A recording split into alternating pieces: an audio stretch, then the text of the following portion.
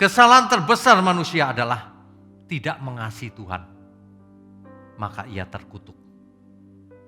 Percuma seseorang memiliki uang triliun. Percuma seseorang punya jabatan berkuasa.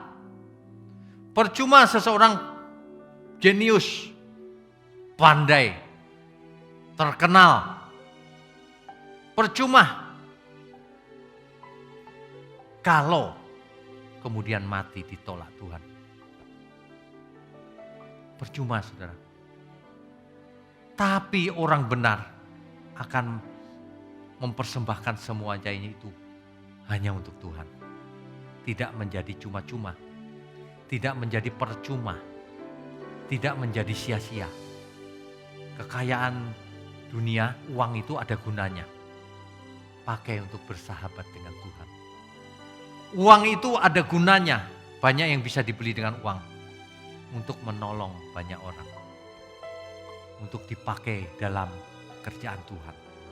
Banyak untuk berobat kalau sakit. Boleh. Untuk mendidik anak. Ada banyak gunanya. Tapi kalau hanya dipakai untuk diri sendiri, menjadi sia-sia. Amin ya, saudara ya. Jangan pernah melakukan kesalahan terbesar dalam hidup kita. Lupakan masa lalu, kita fokus ke depan.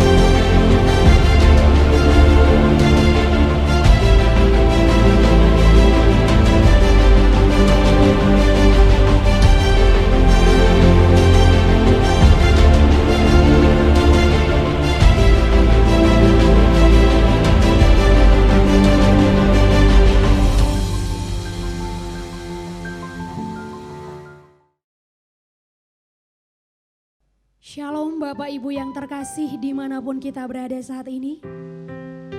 Mari persiapkan dirimu untuk menyembah Tuhan. Segala keberadaan kita yang terbaik kita mau berikan kepada Tuhan. Mari kita tundukkan kepala, kita bersatu di dalam doa. Segala puji hormat kemuliaan bagimu Tuhan. Biarlah di sisa umur hidup kami ini, kami boleh menyukakan dan menyenangkan hati-Mu. Kami mau mengabdi, menantikan Engkau Tuhan. Terima kasih Bapa. Haleluya. Amin.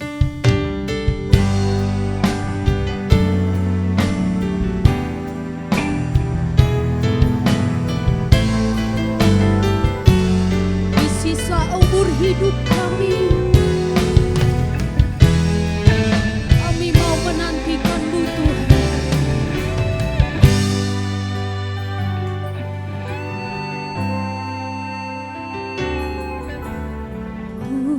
Pulihkan aku Tuhan dalam sisa umur hidupku.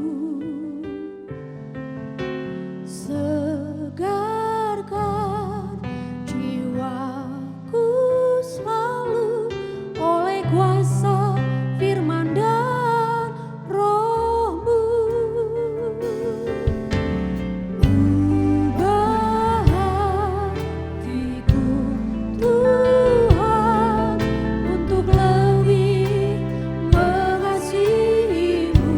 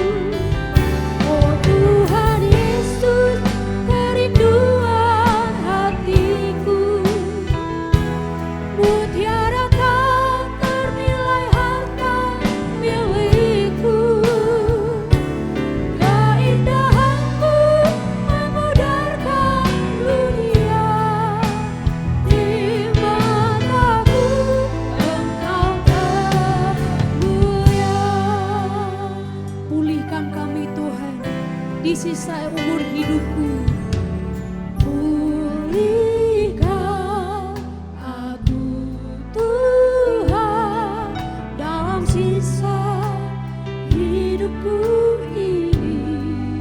Segarkan jiwaku, amin, jiwaku selalu oleh kuasa firman dan Roh-Mu.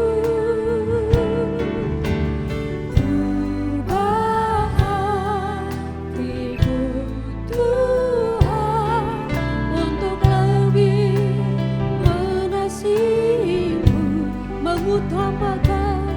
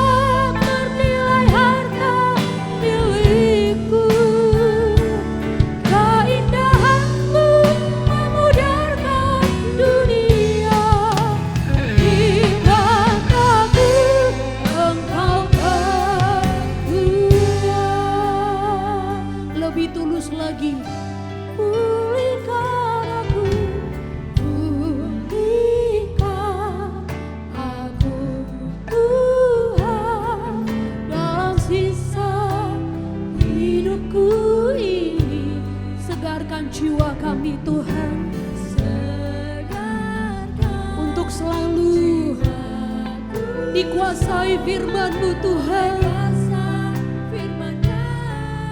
Ubah hatiku, ubah hatiku Tuhan, untuk lebih mengasihi-Mu. Mengutamakan Kau Yesus lebih dari dunia yang ku ingini, yang ku ingini Engkau saja. Tinggal dalam kehendak rencana-Mu, pisahkan diriku dari dunia ini, semakin ku damba oh Tuhan Yesus. Inilah kerinduan hatiku. Haleluya, mutiara tak ternilai harta milikku. Keindahan-Mu memudarkan dunia. Di mataku Engkau yang ku ini Engkau saja. Amin. Yang ku ingini Engkau saja.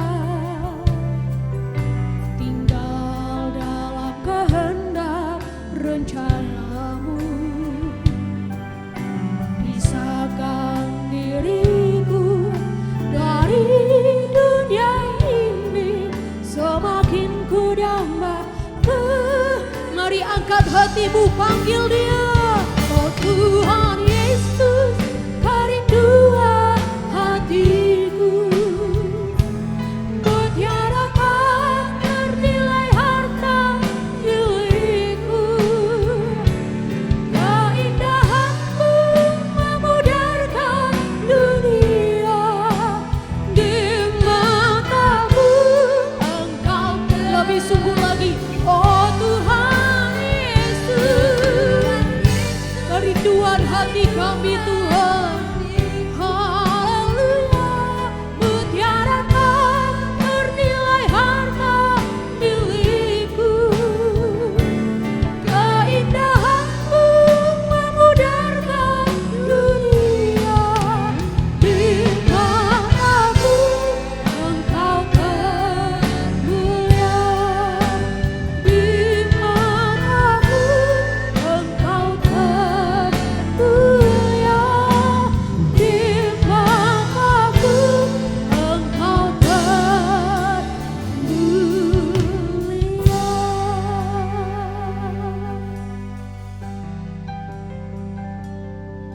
Biarlah kerinduan hati kami Tuhan, Engkau saja yang kami ingini. Di sisa umur hidup kami mau mengabdi bagi-Mu. Haleluya, haleluya, haleluya. Kerinduan hati kami mengabdi padamu. Kerinduan hatiku mengabdi padamu, Yesus. Haleluya,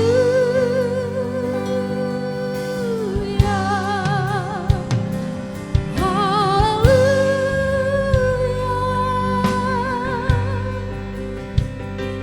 haleluya.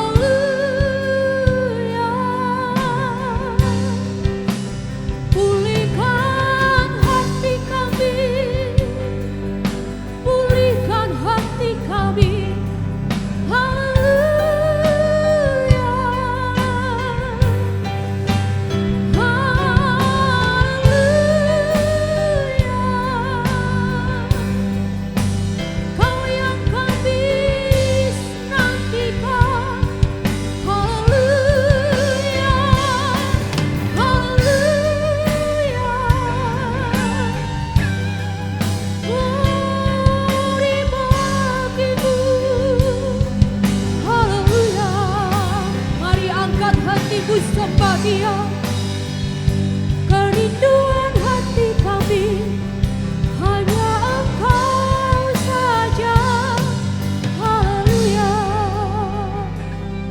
glory bagimu. Kerinduan hati kami menantikan Engkau Tuhan. Di sisa umur hidup kami menyembah-Mu, Yesus. Inilah kerinduan hati kami Tuhan. Biarlah di sisa umur hidup kami, Tuhan pulihkan hati kami, agar suatu hari kelak nanti Bapa, Tuhan memanggil kami pulang, kami berkenan di hadapan-Mu. Terima kasih Tuhan, dengan sukacita kami sambut senantiasa Engkau Bapa. Haleluya, amin. Haleluya. Sorak-sorai kemuliaan bagi Tuhan kita, amin. Bapak Ibu, saya mengundang kita untuk bangkit berdiri. Iring Dikau saja Tuhan. Dalam susah, dalam senang, kita mau iring Tuhan, amin. Mari tepuk tangan dengan semangat bagi Dia. Menari buat Tuhan kita, amin. Katakan, iring Dikau saja Tuhan, ada damai sok penuh, tiada lain jalan selamat, jalan selamat hanya oleh darah. Iring Dikau Tuhan, iring Dikau saja Tuhan, ada damai sepenuh, haleluya, tiada lain jalan selamat hanya oleh darah. Mari lambaikan tanganmu. Aku hendak iring Dikau yang lindungi jiwaku. Aku kan bersama Tuhan di negeri. Aku hendak iring Dikau yang lindungi jiwaku, amin. Aku kan bersama Tuhan, itu kerinduanku. Iring Dikau di sengsara, karena janji-Mu teguh, amin. Iring Dikau di sengsara, karena janji-Mu teguh, amin. Aku tahu suatu kali ku menang bersama. Lebih tulus lagi katakan, iring Dikau di sengsara, karena janji-Mu teguh. Oh, aku tahu suatu kali ku menang bersama. Kita lambaikan tangan. Aku hendak iring Dikau yang lindungi jiwaku.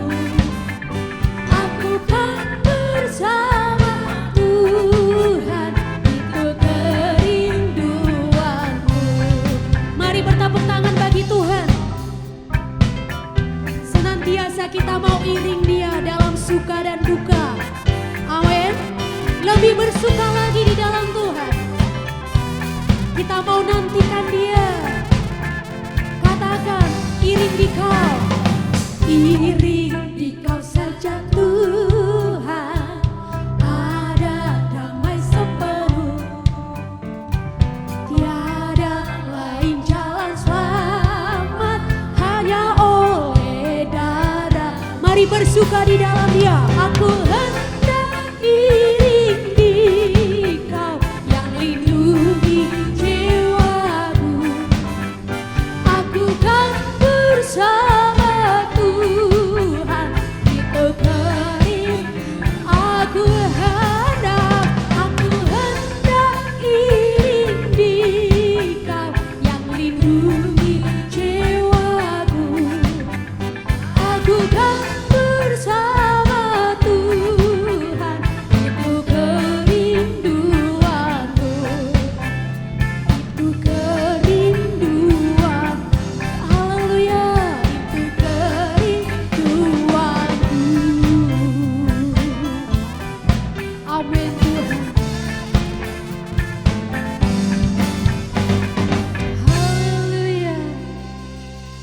Itulah kerinduan kita. Suatu kali kelak kita berada di tempatnya Tuhan. Amin. Bersama-sama dengan Dia. Bapak Ibu yang terkasih, kita masih tetap berdiri.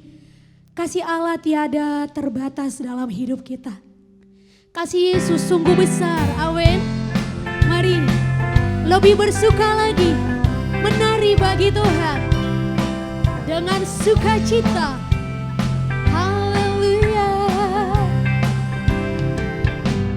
Kasih Yesus lebih dari semua, lebih dalam dari lautan, dan lebih luas dari samudra. Kasih Yesus lebih dari semua, lebih lagi. Kasih Yesus lebih dari semua, lebih dalam dari lautan, dan lebih luas dari samudra. Kasih Yesus lebih dari semua. Katakan, tiada kasih, tiada kasih yang lebih suci, tiada kasih lebih sempurna, tiada kasih yang lebih abadi dari kasih Yesus Tuhanku. Tiada kasih yang terlebih besar dari kasih Tuhan kita. Amin. Buka hatimu, mari bersyukur kepada Tuhan bersama. Kasih Yesus lebih dari semua. Amin. Lebih dalam dari lautan, dan lebih luas dari samudra. Kasih Yesus lebih dari semua. Haleluya.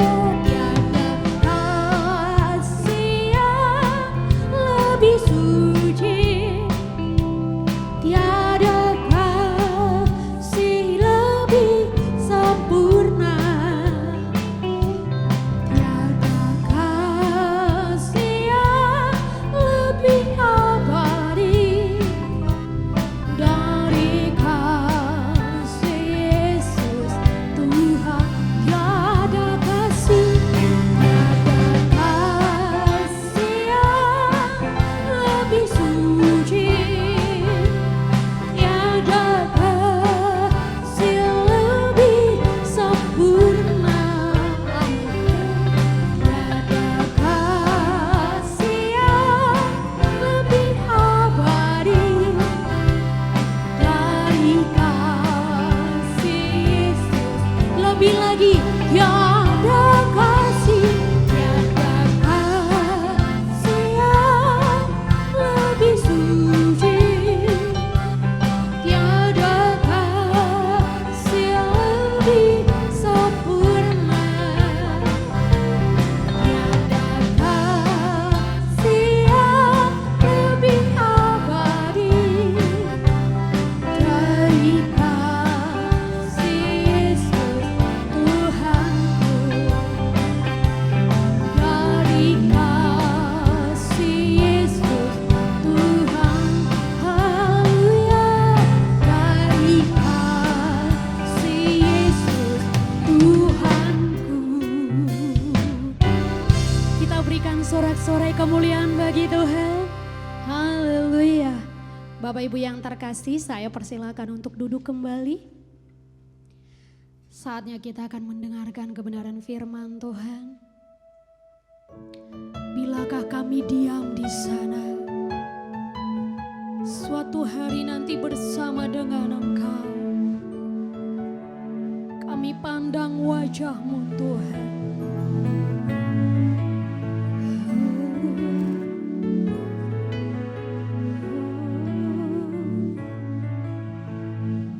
Bilakah ku pandang wajah-Mu, bilakah ku pandang wajah-Mu di dalam kemuliaan Bapa surgawi, rinduku, hausku akan diri-Mu.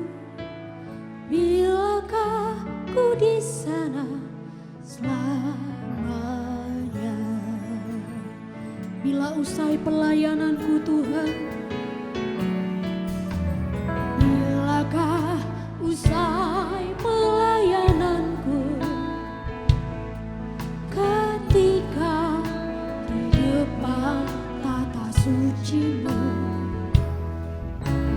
Kau panggil namaku, nama yang baru. Bilakah ku di sana selamanya? Dengan tulus kami mau pandang wajah-Mu. Bilakah ku pandang wajah-Mu di dalam kemuliaan Bapa surgawi, rinduku, hausku akan diri-Mu. Bilakah ku di sana selamanya? Bila usai pelayananku, oh,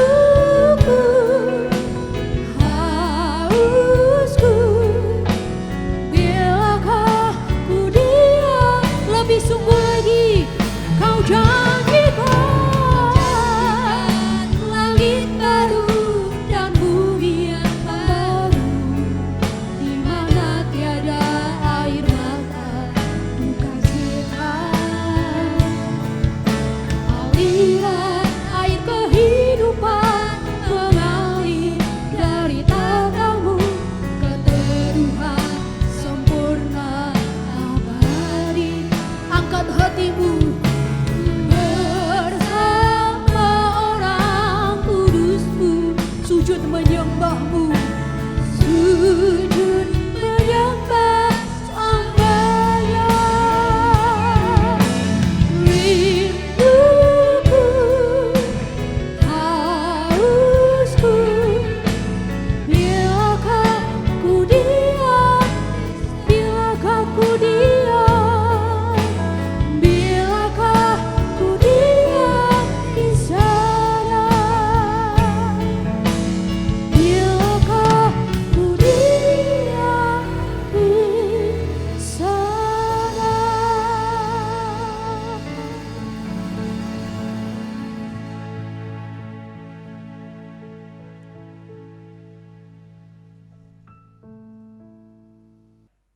Shalom saudara, puji Tuhan kita bertemu lagi di minggu yang cerah ini.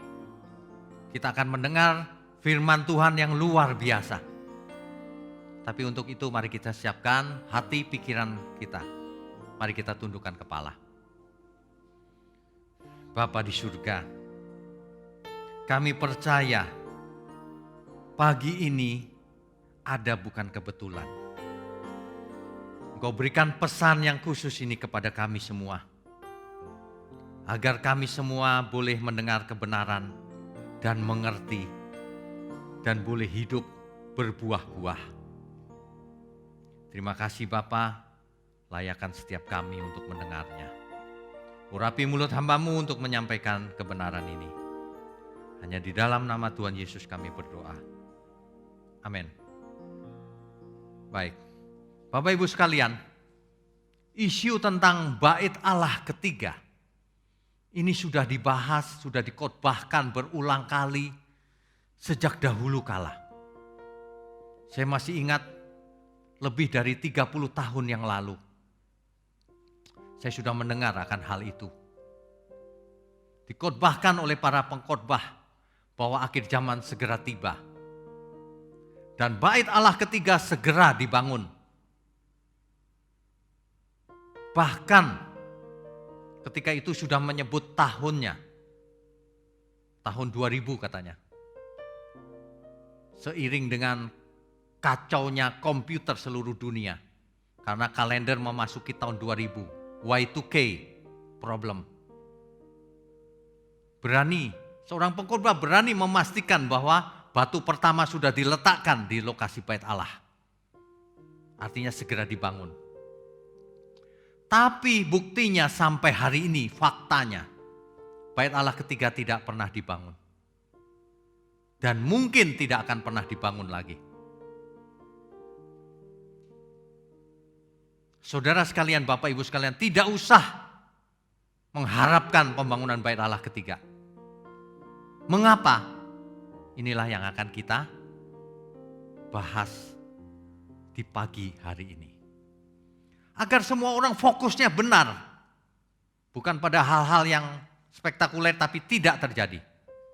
Dan tidak sesuai Alkitab. Amin. Jangan buang-buang waktu. Ya. Ketika Rasul Paulus menulis 2 Tesalonika 2 ayat 4. 2 Tesalonika 2 ayatnya yang keempat. Saya bacakan ya. Yaitu lawan yang meninggikan diri di atas segala yang disebut atau yang disembah sebagai Allah. Bahkan ia duduk di bait Allah dan mau menyatakan diri sebagai Allah. Kalimat ini mengindikasikan bahwa bait Allah itu akan dibangun lagi. Gedungnya, bangunannya, secara fisik. Mengapa? Karena ada oknum yang satu ini akan duduk di bait Allah dan mengaku dirinya sebagai Allah. Surat 2 Tesalonika 2 ayat 4 ini ditulis oleh Rasul Paulus di abad pertama. Hari itu bait Allah sudah tidak ada. Jadi apa yang sebenarnya ada waktu Paulus menulis itu? Apa pengertian yang mau disampaikan? Apa pesan Tuhan dalam suratnya Rasul Paulus itu? yang ingin disampaikan.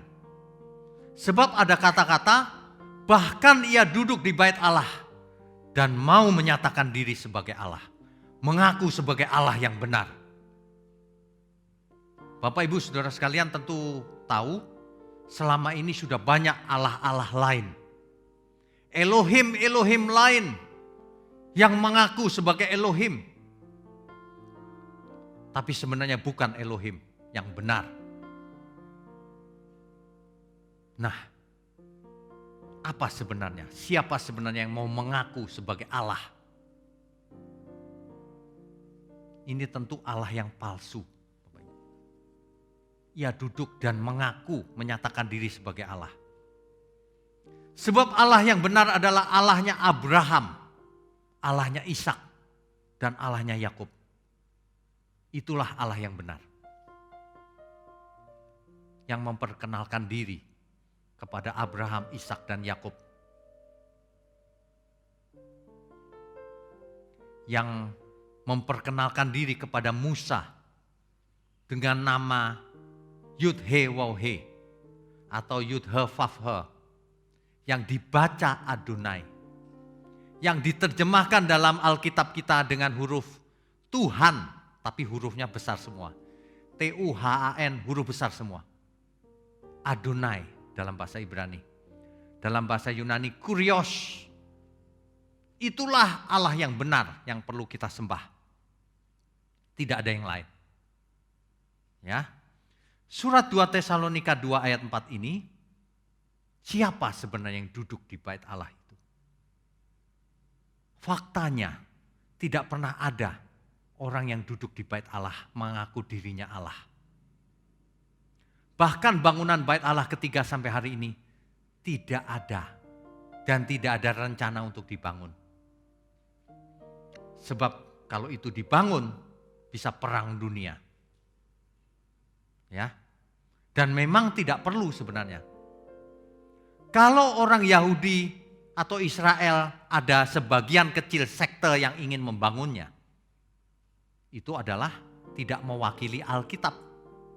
Itu adalah pikiran diri sendiri, agenda pribadi sekelompok yang ingin membangun kembali kerajaan Israel seperti zamannya Daud atau zamannya Salomo. Bagaimana dengan kita, orang Kristen? Siapa itu manusia durhaka yang dimaksud itu? Ya, hati-hati. Bapak Ibu kalau baca Alkitab, jangan semua diartikan literal atau harafiah. Ada banyak ayat di Alkitab yang figuratif, bukan literal atau harafiah. Ya, kalau literal terus atau figuratif terus juga nggak benar. Harus tahu persis. Bagaimana kita membedakan yang ini harus literal, yang ini harus figuratif. Harus mengerti gambar besarnya. Seluruh Alkitab baru kita tahu. Tanpa mengerti gambar besarnya kita tidak akan pernah tahu. Bayangkan kalau literal dipikir figuratif. Yang figuratif dipikir literal. Kacau pengertiannya. Nanti tidak akan pernah bentuk gambar besar dari kebenaran Alkitab. Kalau begitu caranya. Ya. Ia duduk di bait Allah. Padahal bait Allah yang kedua itu sudah hancur tahun 70 Masehi di abad pertama. Sudah hancur. Dihancurkan oleh Jenderal Titus dari Kekaisaran Roma. Jadi pengertian banyak orang tentang bait Allah ketiga itu dibangun dari ayat ini. Diartikan secara literal atau secara fisik. Apa sih sebenarnya literal atau figuratif? Jika kita perhatikan tulisan-tulisan Rasul Paulus. Kan ini penulis yang sama. Dipakai Tuhan, inspirasi Roh Kudus yang sama juga sumbernya Roh Kudus. Jadi kalau kita perhatikan tulisan-tulisan Rasul Paulus, tidak mungkin satu sama lain saling bertentangan karena sumbernya sama. Dari Roh Kudus. Menyatakan kebenaran yang sama. Nah, jadi kalau kita perhatikan tulisan-tulisan Rasul Paulus yang lain, maka yang dimaksud dengan bait Allah itu Bukan berupa bangunan fisik. Seperti bait Allah kedua itu, bukan. Coba kita baca surat Rasul Paulus yang lain ya. 1 Korintus 3 ayat 16. Tidak tahukah kamu bahwa kamu adalah bait Allah dan bahwa roh Allah diam di dalam kamu? Ada amin? Kitalah bait Allah itu. Kalau dahulu bait Allah pertama itu bangunan fisik, bait Allah kedua bangunan fisik, maka bait Allah yang ketiga, yang terakhir, itu adalah tubuh kita. Katakan amin. Karena roh Allah tinggal dalam diri kita. Kalau bait Allah itu adalah fisik, kacau. Nanti sebentar kita bahas ya. Coba ayat yang lain 1 Korintus 6 ayat 19.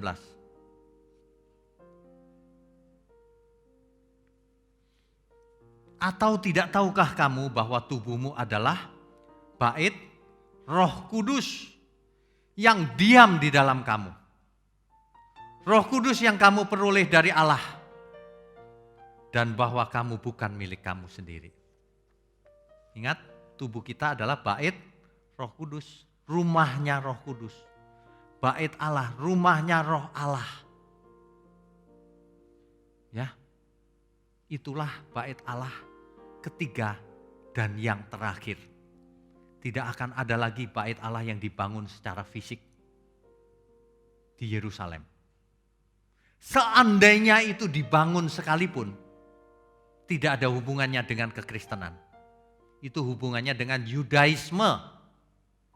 Mereka kalau membangun bait Allah itu seandainya dibangun secara fisik, maka mereka akan mulai mempersembahkan korban bakaran lagi. Bagi kita itu tidak perlu. Kenapa? Karena korban yang sesungguhnya adalah anak domba Allah di kayu salib, Tuhan Yesus. Dan itu sekali untuk selamanya. Tidak perlu lagi ada korban bakaran. Itulah sebabnya tidak akan ada lagi bait Allah ketiga secara fisik. Karena bait Allah ketiga adalah tubuh kita. Roh Allah tinggal dalam diri kita. Ruang Maha Kudus masuk ke dalam tubuh kita. Tubuh kita akan dijadikan ruang yang Maha Kudus. Ruang Maha Kudus. Karena roh yang Maha Kudus, yang Maha Tinggi tinggal dalam diri kita. Ada amin? Untuk apa bait Allah dibangun lagi? Nanti ada ruang Maha Kudus lagi. Dipasang tirai lagi. Padahal dulu sudah robek karena Yesus mati di kayu salib. Dipasang tirai lagi. Lalu umat Allah gak bisa bertemu lagi. Imam-imam lagi, ada imam besar lagi. Bait Allah yang secara fisik itu justru memisahkan umat Allah dengan Allah. Itu dulu sementara di Israel sebelum ada Tuhan Yesus. Sebelum Tuhan Yesus mati di kayu salib maksud saya. Jangan kembali lagi pikirannya. Korban di Tuhan Yesus di kayu salib sudah lunas. Sudah selesai. Tidak perlu lagi ada korban-korban binatang, hewan. Korban bakaran, tidak perlu lagi. Artinya bait Allah ketiga juga tidak diperlukan lagi. Itulah sebabnya tubuhmu bait Allah. Roh Allah yang Maha Tinggi tinggal dalam dirimu, dalam diri kita. Ini kita harus mengerti loh. Kalau roh Allah tinggal dalam diri kita, dampaknya apa? Ini luar biasa ini. Jadi yang dimaksud bait Allah itu adalah figuratif. Ya. Itu adalah figuratif. 2000 tahun sudah berlalu sejak bait Allah itu hancur. Sampai hari ini. Kok tidak ada pembangunan lagi? Oh nanti Pak, banyak orang sedang mengharapkan itu. Tidak perlu. Karena tidak bakalan orang Kristen setelah itu dibangun, malah ditolak karena tidak boleh masuk. Ada ruang Maha Kudus lagi. Ya. Dan jangan menghina salib Tuhan Yesus. Di atas kayu salib Tuhan berkata telah selesai. Kalau kayu salib sudah menyelesaikan semuanya, maka hukum Taurat tidak diperlukan lagi. Bait Allah ketiga tidak diperlukan lagi. Bait Allah ketiganya adalah tubuh kita. Kitalah yang harus hidup sebagai imam-imam di bait Allah. Kitalah imam-imam yang rajani. Imamat-imamat yang rajani. Imam besarnya adalah Tuhan Yesus. Bait Allahnya adalah tubuh kita. Itulah sebabnya firman Tuhan diulang-ulang terus. Kuduslah kamu sebab aku kudus. Bait Allah ini jangan dipakai untuk segala sesuatu yang Tuhan tidak berkenan. Bait Allah ini harus dihuni oleh Roh Kudus. Oleh sebab itu kita harus hidup kudus. Ada amin ya. Jadi sebenarnya khotbah-khotbah yang lalu itu tidak tepat. Menunggu bait Allah. Hari ini juga banyak yang sedang menunggu bait Allah ketiga. Maksudnya apa? Mau kembali ke Taurat? Mau kembali mempersembahkan korban bakaran? Tidak percaya dengan firman Tuhan Yesus bahwa sudah selesai. Dengan matinya ia sebagai manusia, matinya Tuhan Yesus. Maka segala hukum Taurat dan peraturannya dibatalkan. Dibaca baik-baik Bapak Ibu. Jangan pilih-pilih ayat. Ya, coba kita baca. Bukan kata saya loh ini.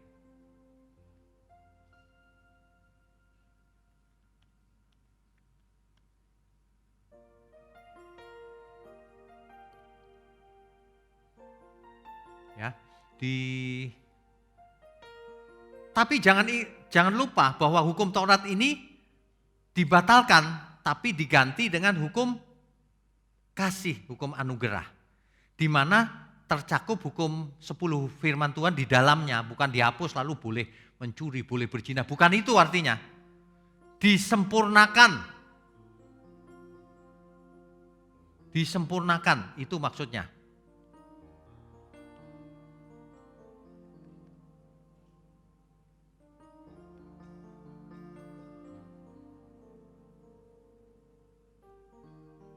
Oke, jadi sudah 2000 tahun tidak terbukti bahwa bait Allah akan dibangun lagi. Dan memang itu tidak sesuai Alkitab. Tidak sesuai Alkitab. Mulai sekarang tidak usah membayangkan bait Allah yang dibangun ketika dibangun lagi ya, tidak usah. Kita baca sekali lagi 2 Korintus 6. 2 Korintus pasal 6 ayat 16 sampai 18. Apakah hubungan bait Allah dengan berhala? Bait Allah dibandingkan dengan berhala. Apa hubungannya? Karena kita adalah bait dari Allah yang hidup. Menurut firman Allah ini.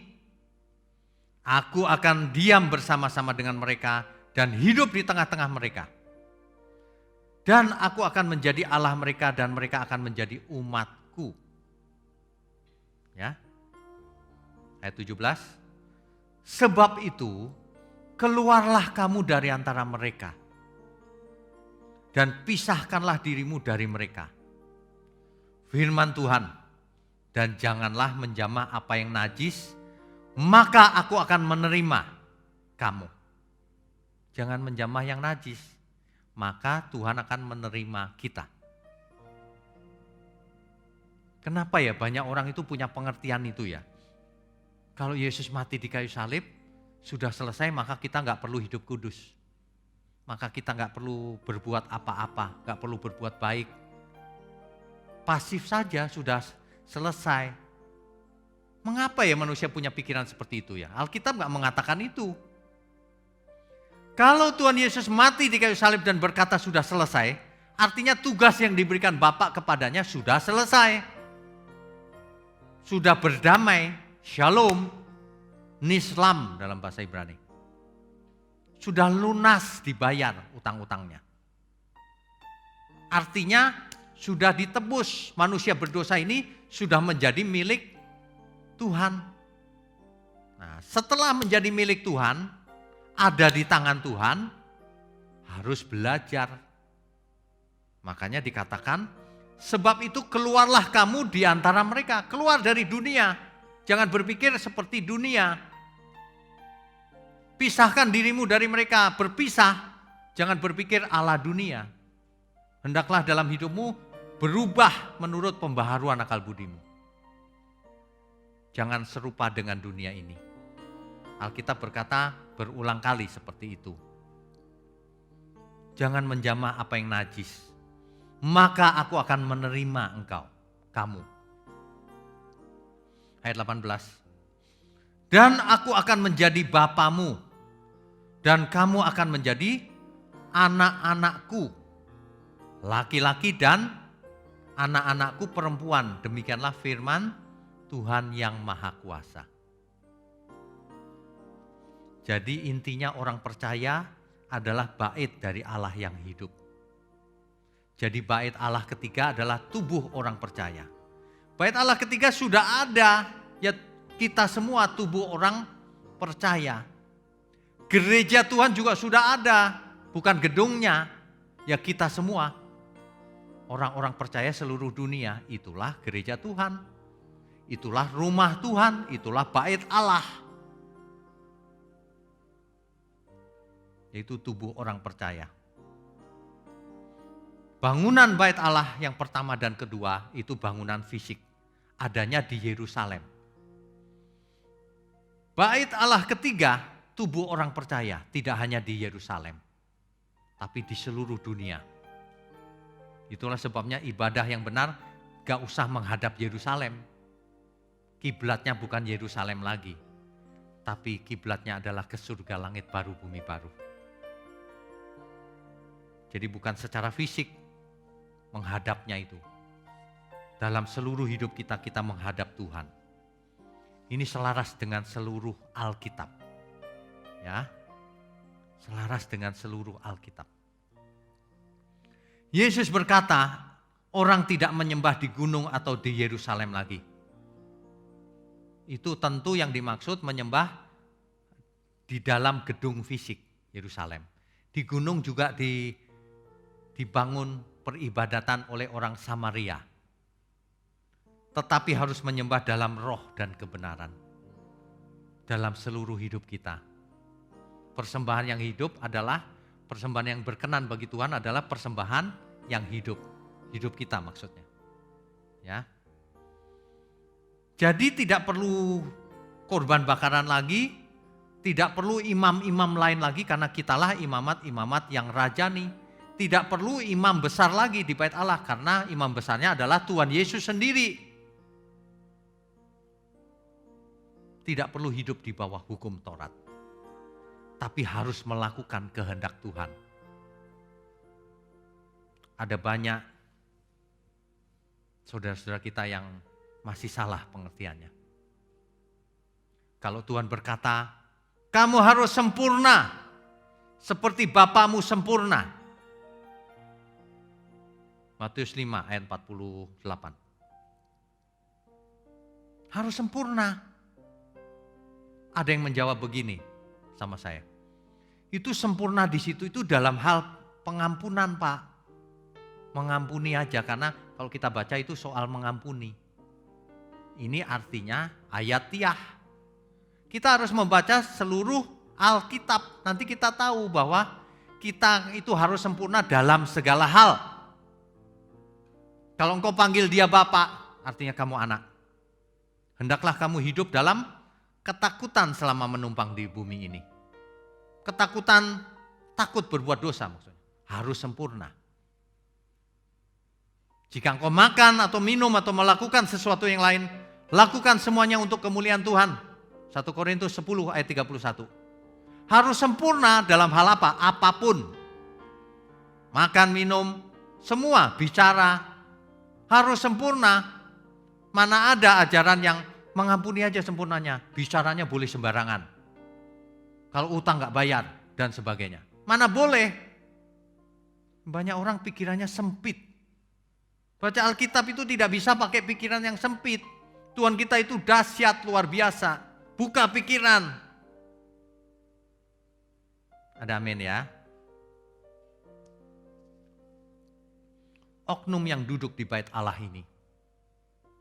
Bukan secara fisik duduk di gedung bait Allah, bukan. Ini adalah figuratif. Yang duduk di bait Allah itu figuratif. Artinya kalau ada oknum manusia atau apapun, itu mau menggantikan Allah yang benar. Itu artinya. Mau menggantikan ajaran yang benar. Mau menggantikan kebenaran Allah. Kebenaran firman. Firman kebenaran. Semuanya mau digantikan oleh oknum ini. Oknum ini bisa berupa manusia, bisa berupa ajaran. Perhatikan baik-baik. Itu artinya. Jadi jangan membayangkan manusia nanti masuk ke bait Allah, bait Allahnya dibangun dulu terus duduk. Terus halu-halu ke seluruh dunia, aku Allah. Bukan begitu. Jangan terlalu naif. Ya, kita harus belajar, kita harus cerdas. Untuk mengerti kebenaran, kita harus tulus, jujur, tapi juga harus cerdas. Perhatikan konteks besarnya juga. Jangan hanya konteks dekat. Ada amin ya.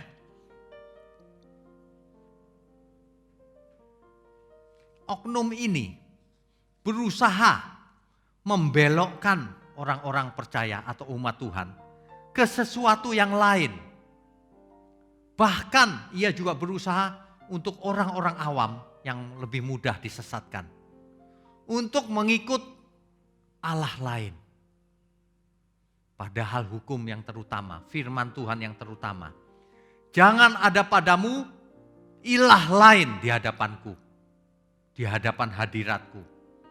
Jangan punya ilah lain.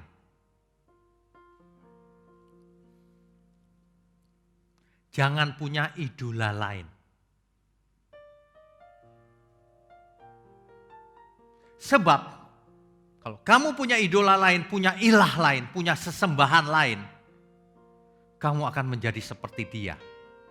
Kamu bukan seperti aku. Kira-kira begitu. Baik, perhatikan Bapak Ibu. Seseorang yang mengikut suatu ajaran, ia menjadi seperti ajaran itu.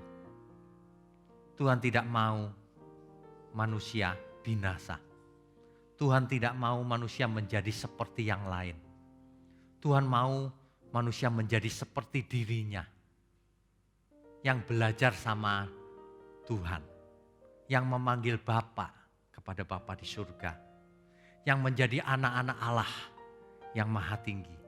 Yang bukan KTP-nya saja yang Kristen. Tetapi hidupnya seperti Kristus. Yang mengenakan pikiran dan perasaan Kristus. Filipi 2 ayat 5. Ada amin ya Bapak Ibu sekalian. Jadi sebenarnya bait Allah ketiga sudah ada, yaitu tubuh kita semua, tubuh orang percaya. Roh Kudus ada dalam diri kita. Ruang Maha Kudus adalah tubuh kita. Imam besarnya adalah Tuhan Yesus sendiri. Kitalah imamat-imamat yang rajani. Imam. Oleh sebab itu kita tidak boleh hidup tidak kudus. Oleh sebab itu kita harus hidup kudus, tak bercacat, tak bercela. Ada amin Bapak Ibu? Ini sangat jelas. Kalau kita mengerti hal ini, hidup kita akan terarah secara benar. Kita akan hidup, menggerakkan hidup kita. Karena tubuhku bait Allah. Aku tidak akan menyentuh yang najis. Aku akan berusaha hidup sekudus-kudusnya. Aku akan berusaha menyenangkan Dia. Aku akan berusaha dengan sungguh-sungguh. Tidak ada waktu yang kubuang untuk hal-hal yang sia-sia. Fokusku akan langit baru, bumi baru. Tidak ada yang lain. Fokus itu jangan ke dunia, tetapi ke langit baru, bumi baru. Sebab Alkitab berkata, sesungguhnya kita menantikan langit yang baru dan bumi yang baru.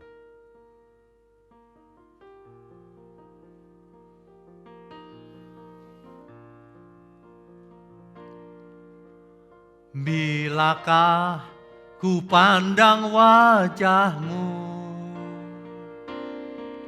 di dalam kemuliaan Bapa surgawi,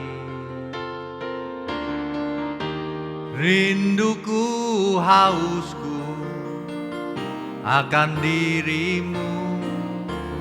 Bilakah ku di sana selamanya? Bilakah usai pelayananku, ketika di depan tahta suci-Mu Kau panggil namaku, nama yang baru. Bilakah ku di sana selamanya?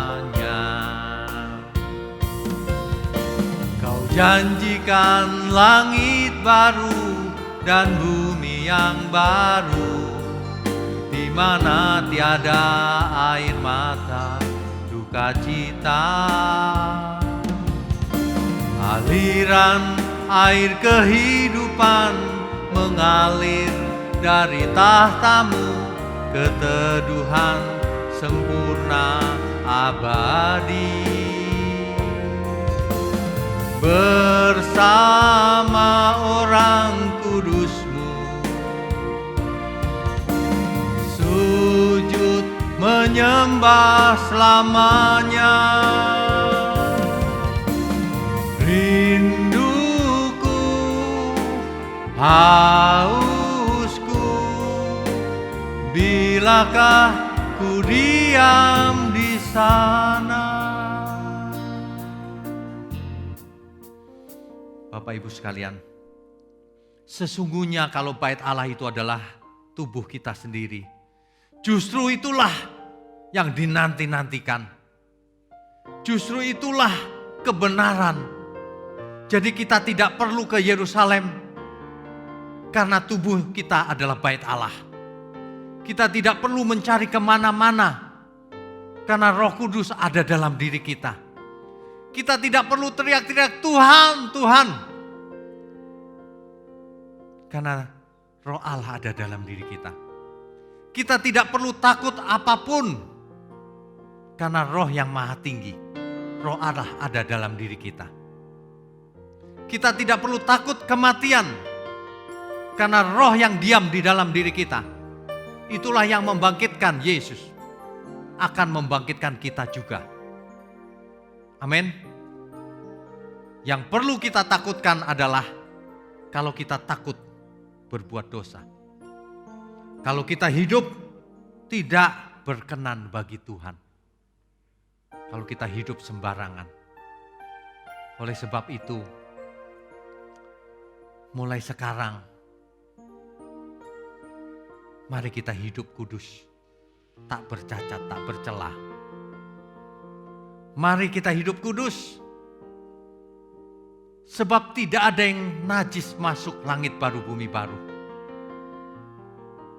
Tidak ada yang najis sampai ke kerajaan surga.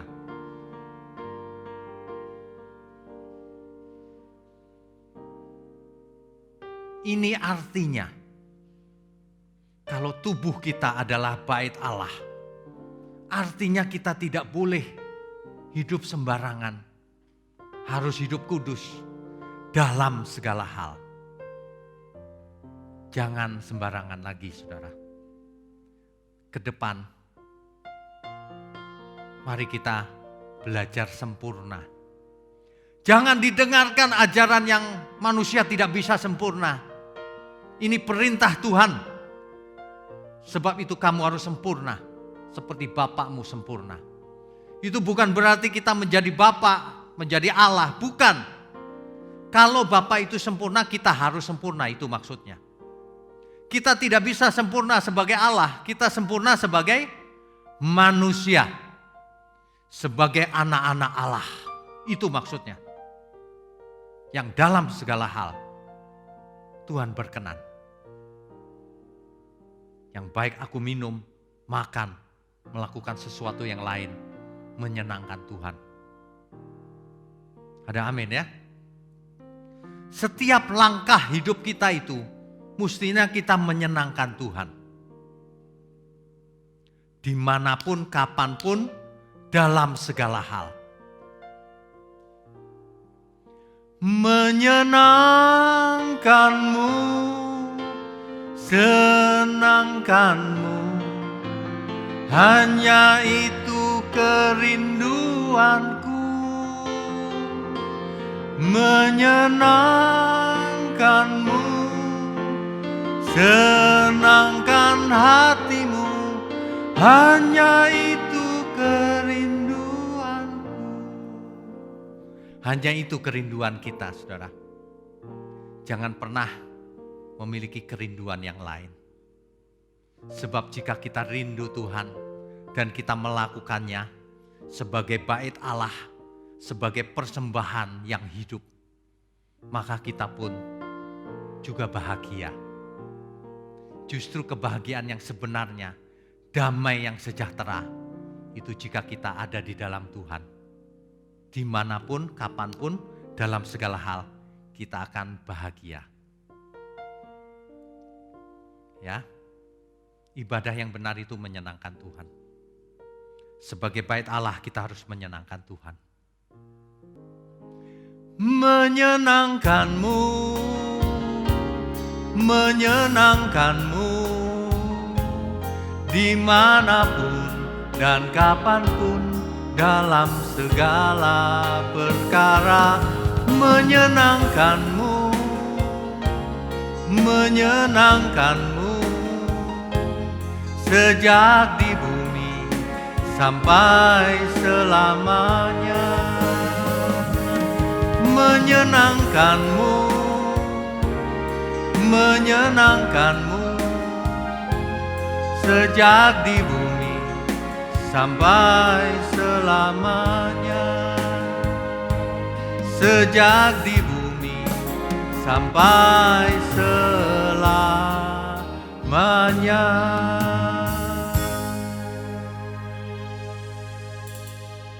Sebenarnya kalau seseorang selalu ingat bahwa dirinya adalah bait Allah, mustahil ia berbuat dosa. Yang menjadi masalah adalah ketika seseorang keluar dari gereja langsung lupa bahwa dirinya adalah umat Allah.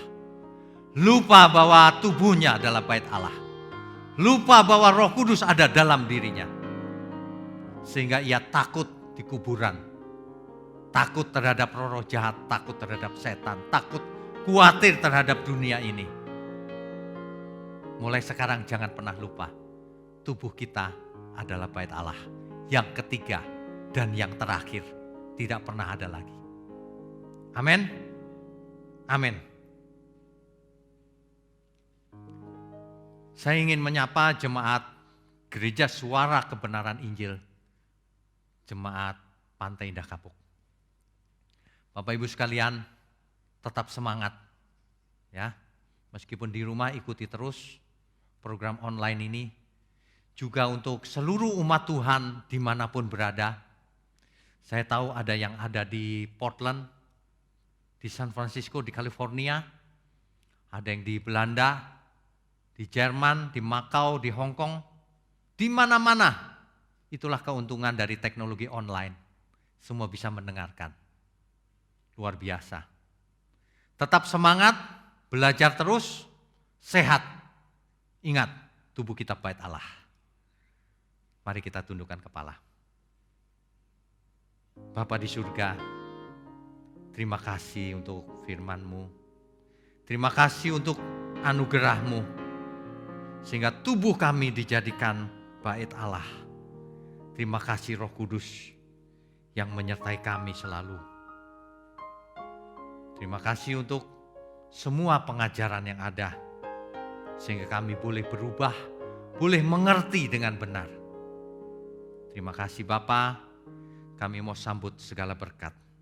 Mari Bapak Ibu angkat tanganmu tinggi-tinggi. Segala berkat, baik berkat jasmani, berkat rohani, turun atas kita semua. Turun dari surga di dalam nama Bapa, Putra, dan Roh Kudus. Haleluya.